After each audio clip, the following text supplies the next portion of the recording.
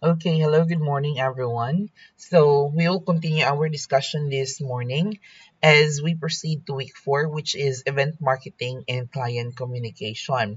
So, our coverage for the prelim examination is week one, week two, week three, week four to week five.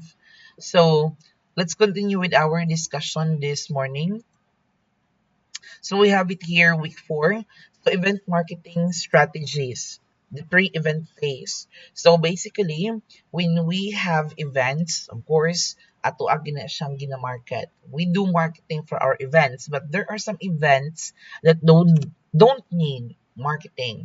For example, wedding, you don't need to market the event itself, the wedding. It is because private man siyang event. Then ang part niya ang imuhang i-market, it is the services and the events coordinator na part. So as event coordinator, you need to ensure that you can market yourselves to the market where you need to showcase your knowledge and skills, your experience, your capabilities in doing activities or in performing a certain event. So, mao na siya, no? Event marketing and strategies for that. So, by the time nga naputay lahing event, if we will do another event, for example, an event which is seminar, that's the time that you need to market. Ano kinahanglan ni market? Because you don't have fixed nga attendees except lang if it's kanang kuan specific nga organization nga mao'y nagpakandak og seminar or training, but ikaw mismo sa imong kaugalingon, you will be organizing an event which is seminar concerning to students of College of Hospitality Management from any campuses. So you need to market. What's the benefit? Kasi makuha nila ana. So you need to showcase what's the benefit sa imong event. Then you need to market. And to ensure that you don't have any problem with the overcrowding or short crowding of the kanang kuan, kanang attendees, then para maka-sure ka nga makuha kag sakto nga venue, you need to conduct a pre-registration para makabalo ka pila ka buok ang imong attendees. Now, we have it here, number one. In marketing, there are principles in marketing that we need to consider. First, take a note that every businesses exist because of the needs and wants of your clients or customers or consumers. So, from their needs and wants, that's the time na creative idea, then nahimo siyang business. Okay. So, nag-ugat di ang tanan sir sa needs and wants sa usa ka consumer? Yes. Kaya as long as walay needs and wants sa usa ka consumer, ang mahitabuan na is wala sa tay business. So, therefore, in order to create business, there should be needs, there should be wants, no? So we have it here. In order for us to provide quality customer service and exact services to our clients, kinahanglan atong hibaw-on ang ato ang audience, their informations. Why? Their needs and wants. Why? It is because if we don't know who our customers are or is, we cannot provide the quality service or the services itself that they needed. So in order for us to create an event, for example, if it is an event, kinahanglan kabalot ta kung sa mga details and information. So, knowing target audience. What do you mean by target? So, from the word itself, target, na kay punteriya, na kay goal, kinsa nga mga tao. So, if you do have business, dapat na kay main target, kinsa nga mga tao ang mo-consume, kinsa nga mga tao ang imong consumers. Of course, in events industry, those people nga may potential nga magkuan silang event. Like, for example, kasal, birthday. Pero di ka maingon hanga, uy ma'am sir, kanang magpakasal ka, mabako na, di pa na siya po pwede. The only good thing there is, ang imong mga buhaton, you need to market yourself as event coordinator and the experiences that you have, the knowledge and skills and also the outputs. Mo na imo kay kapasigarbo ikapanghambog online nga mo imo markets imong kaugalingon as event coordinator. Now, if we have consumers na, before promoting an event, organizers must know who the event is for. So, kinahanglan malota. Number one, we have it here, demographic profile. Okay, the demographics of the consumer. Like age, pila may edad ana, kay lahi-lahi ba yung needs and wants? Lahi ba ang needs sa kanang kuan and wants sa mga batanon o mga edaran? Gender, lahi ang kuan needs sa female and male? Or considering the LGBTQ community, then the income level, if ang imong kuan below minimum, within the minimum, above minimum ba ang imong income, and your profession. So, those information will help us how to or what are the things that we need to do or how to act during the event or during the preparation. What are the things that we need to prepare the planning stage if kabalota sa demographics sa ato ang mga consumers. Like for example, if na ay 50th kanang birthday, knowing nga 50 mga tiguang sa iyang mga bisita, so ato siya ibutang sa roof deck, nya walay elevator, of course didili. So adto na to siya ibutang sa ground floor which is easy access then duol ra po sa CR. It is because mga senior naman. So kana siya. So kung mga batanon, pwede ra gid siya sa RD. Next we have psychographic. It is their interest, lifestyle, and values. So, sa may lang gusto, ganahan ba sila ang mga ganahan sila mga branded. There are some people nga ganahan gyud og branded. For example, kung within the products, okay? Or there are some clients also nga ganahan og nature. Mo na ang wedding kay garden ang theme or concept. Ganahan siya og challenging in horror.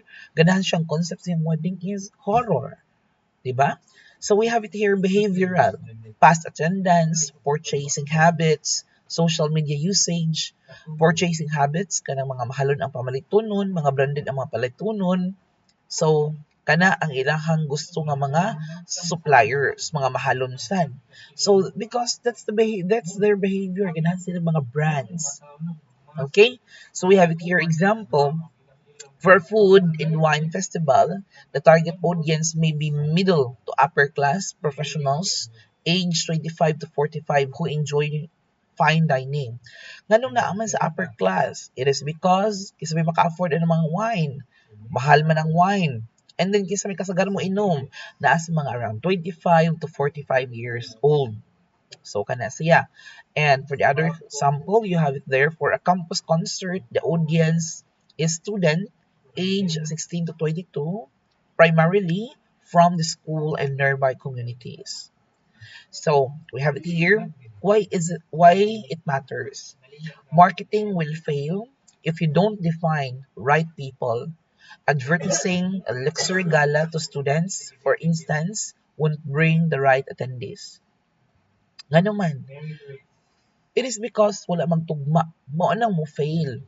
Kay ani siya class. If you have set A and set B, set A is mga batanon, set B is mga tiguang, then you will be selling kanang kuan, kanang food products which is butang ta bread. Ang imong gibaligya sa mga set A, mga batanon, kay katong mga health conscious, katong mga wheat bread, katong mga vegetable bread based, or katong mga malunggay bread, unya imong gihatag sa set B sa mga tiguang is JCO, sweet bread, na yung mga palaman nga tamis. So therefore, pupalit ba ang mga tiguang, ana? Or ang mga batanon mo cater ba sa mga health conscious? Dili pag yun. Because lahi ang perspective sa mga batanon. Lahi po ang mga required na according to their health sa mga tiguang. So therefore, dapat exchange sila para magtugma ang ilang needs and wants.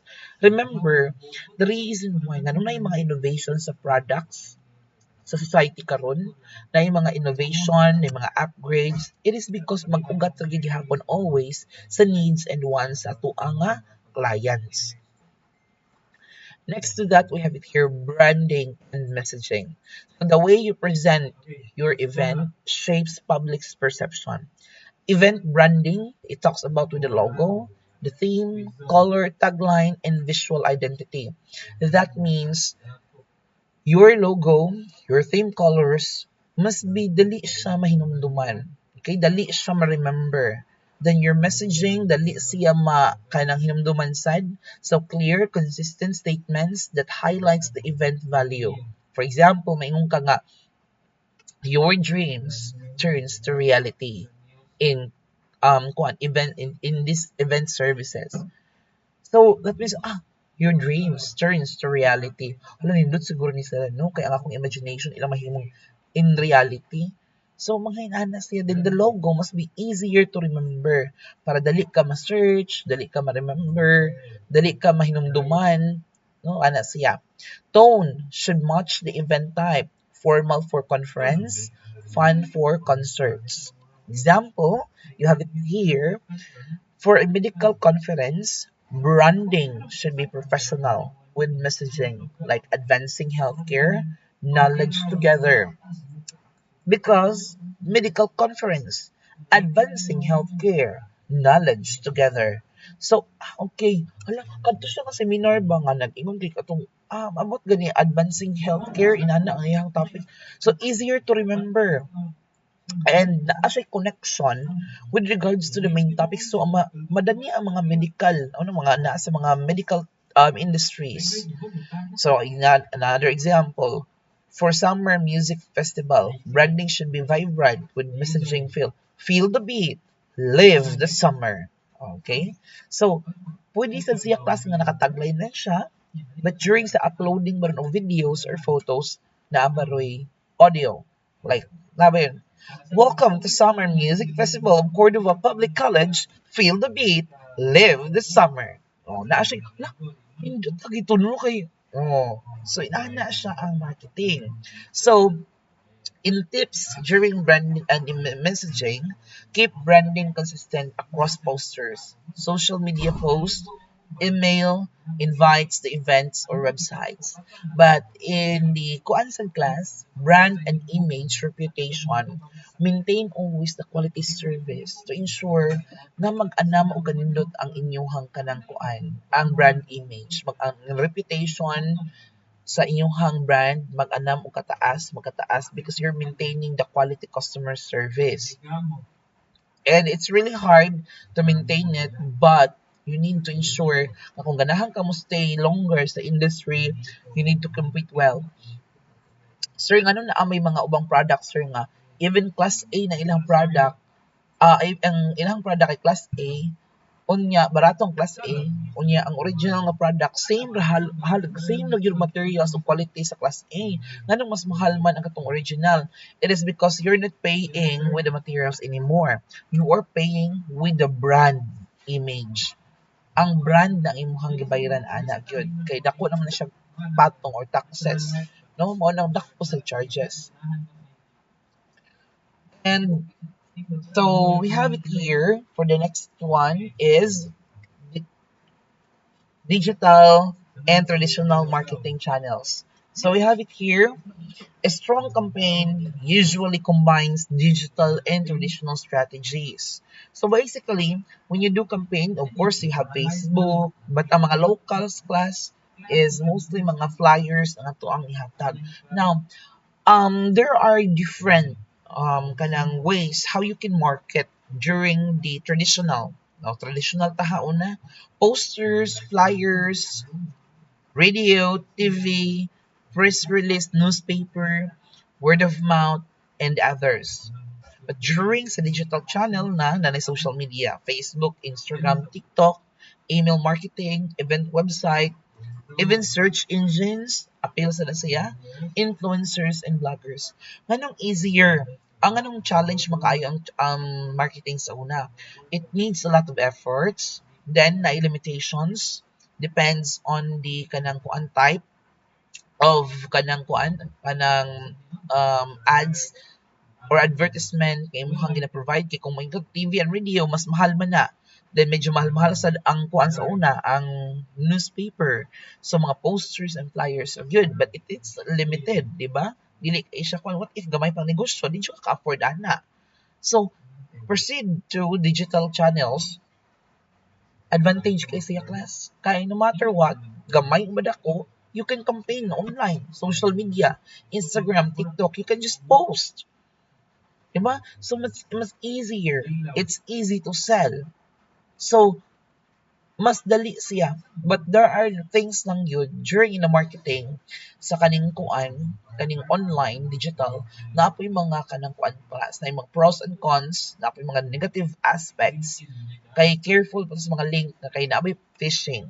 So na ay mo phishing sa tuang nga mga data. Once ma-click ka na nga link, ang imong data kay makuha na, no?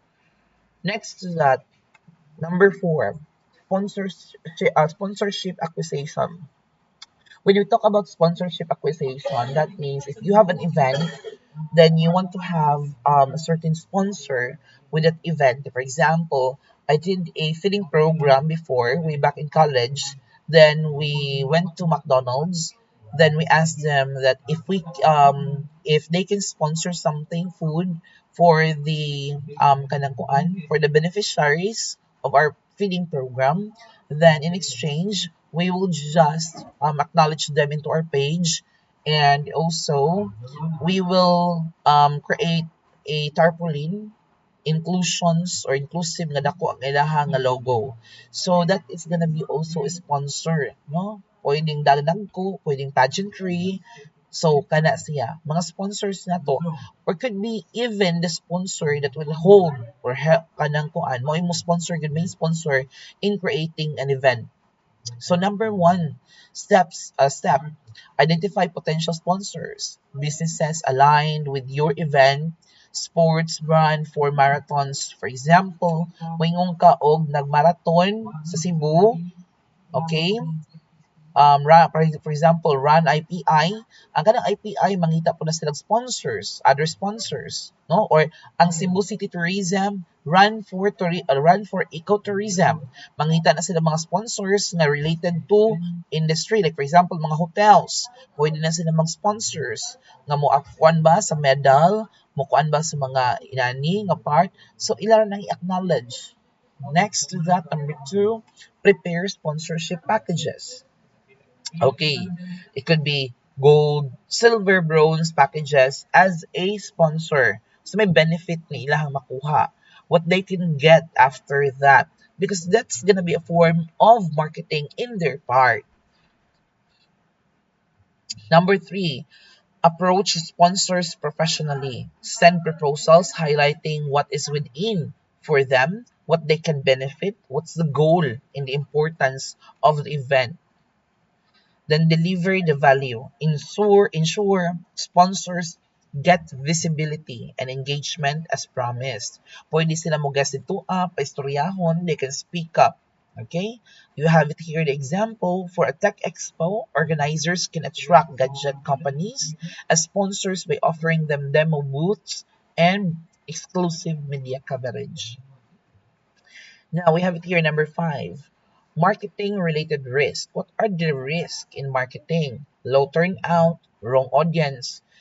Mahitabo gini siya once dili sakto ang imong target market. You have low turnout once wrong ang imong audience. Means nga kung sayop ang imong target market, dili mo target pag insakto ang imong customers according to their needs and wants. Or sorry, sayop baron ang audience. Low turnout means gamay ang sales or could be walay sales. Therefore, mahitamuan na bankrupt gyud ang imong negosyo.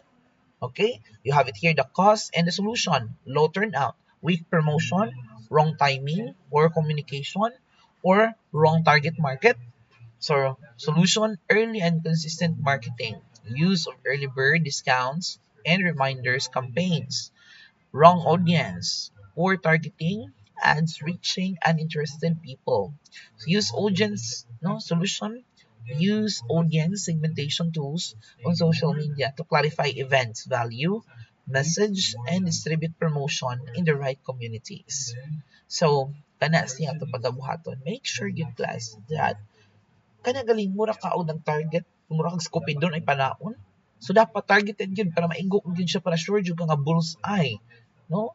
So kana siya kung dili ugali sakto ang imong gi-target, dili mao marong gina siya. Wa gyud mahitabo. Next to that, we have it here, client communication and relationship management. Basically, this is more on listening.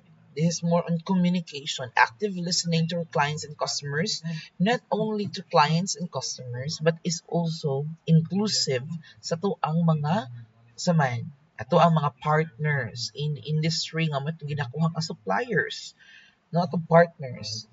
So we have it here. Number one, to ensure that we have good relationship and good communication to one another.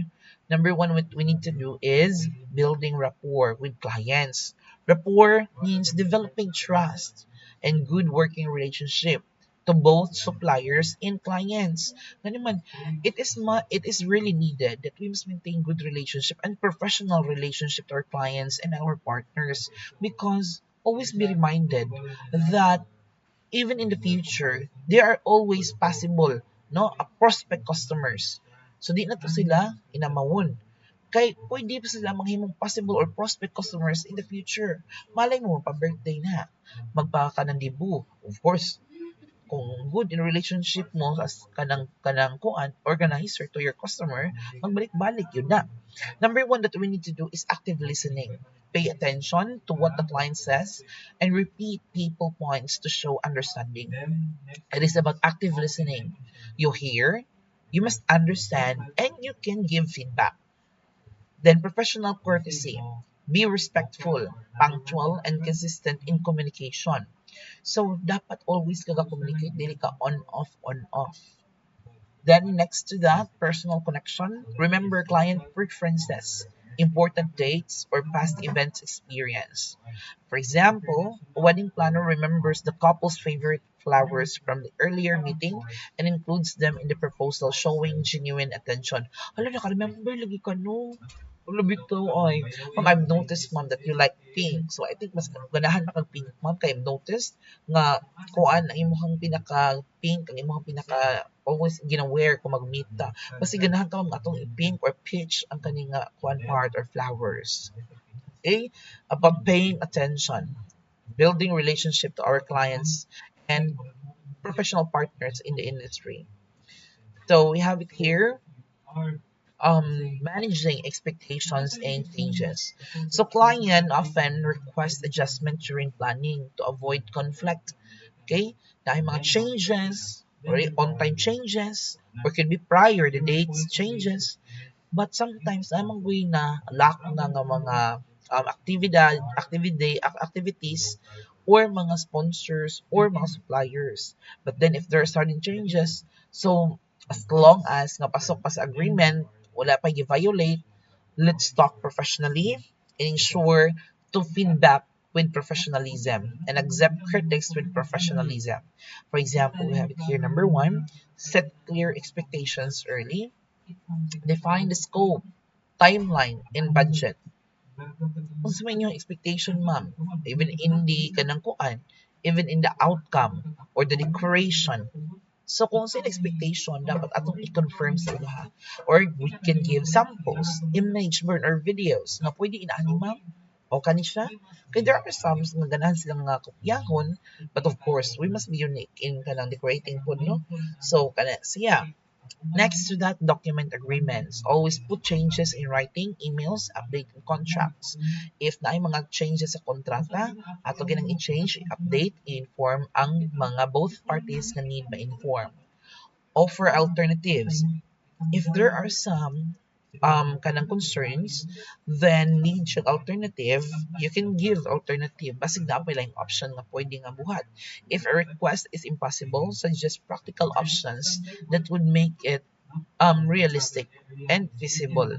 Remember, being smart in the plannings or in the events industry. Okay, so we have it here. Number three, Presentation and pitching skills. Okay, strong presentation skills help planners win clients and secure approvals. Means that when you present your planning, your proposal, your quotation, it must be detailed, it must be convincing, and dapat you're knowledgeable enough so that there are questions, you can easily answer the questions directly. Okay, so we have it here, number one, clarity. Presenting ideas with visual, PowerPoint, mood boards, sample videos. Confidence. Speak with assurance. Maintain eye contact and use professional body language. That means convincing ka, makikistorya. Wala kay taguan, wala ka naglibog, you're kind of informative during the conversation. Tailored pitch. Adjust the presentation to client goals, corporate versus social event. Like what they need. Unsa man, what's the purpose? Is it for professional parties? What kind of event? So the proposal should be according to the theme and concept na ilahang needed. We have it here, number four. This is very important, handling clients feedback. Kaya ang uban ana no kay once nga naay feedback from the clients masuko or magyaw-yaw. But then when there are feedbacks, positive critiquing or could be negative critiquing, as you are in business, accept those critics as long as dili siya pampanira sa negosyo yun. So accept those critics because those critics no kato nga mga informations inyo makuha, it could be good or bad, mabuhat ninyo anak class, gather those things, then you need to improve. You need to improve those things so that in the future, once you have another event, you can make basis. Ala, ayo anak kay nakantagaan may tag bad feedback ana before. So feedback may be positive or critical. Both are valuable. We value those things. This is really important. It can help us to become a better nga kanang kuan event organizer in future. So receive openly, don't argue, listen and take notes, and acknowledge it. Clarify politely, ask follow-up questions to fully understand concerns. Okay, ma'am, unsa man gyud yung specific adto nga dapit, ma'am? Okay, ma'am, we understand, ma'am. And I am so sorry for that. Act promptly. Make necessary adjustments and updates the clients on progress, or could be if may tabo siya during the event. So if pwede ba makanang pangitag pamaagi, pangitaan na to siya pamaagi as long as nga pwede pa siyang ma-resolve, i-resolve na to siya dayon. Close the loop. After corrections, confirm with the client that expectations are now met. Okay? So example, a client says the initial decor looks too plain. The planner quickly arranges a sample centerpiece upgrade and seeks approval before the final event. We have it here, number four, risk in miscommunication, client's dissatisfaction. Once there is miscommunication, misunderstanding, so may tabo, yabo ang event, of course, there is client dissatisfaction. So poor communication can damage the client relationship and the event outcome. It is because you were not able to understand, you were not able to comprehend, wala ka nag-verify, so therefore there are misconception about the pitch and theme, about kung unsay centerpiece, unsay isuot, unsa ang decor. So therefore nagkamali-mali. So we have it here, risk and solutions. For miscommunication, wrong details on dates, guest count, or program flow, solution is always confirm and verify in writing. Final list, okay, final checklist, final kanang meeting and briefing. Ma'am, final na magyud ni nga kuan, I will run through with all the details of your wedding so that ma-check nimo if napabakay mga changes, because we need to finalize within this week para the following week wala tay labdon sa ulo. Okay? Next to that, client dissatisfaction. Services not meeting expectations or event not aligned with the client's vision. Solution, manage expectations early to get sign-offs every stage and maintain transparency. So, kana siya no, ang mahitabo.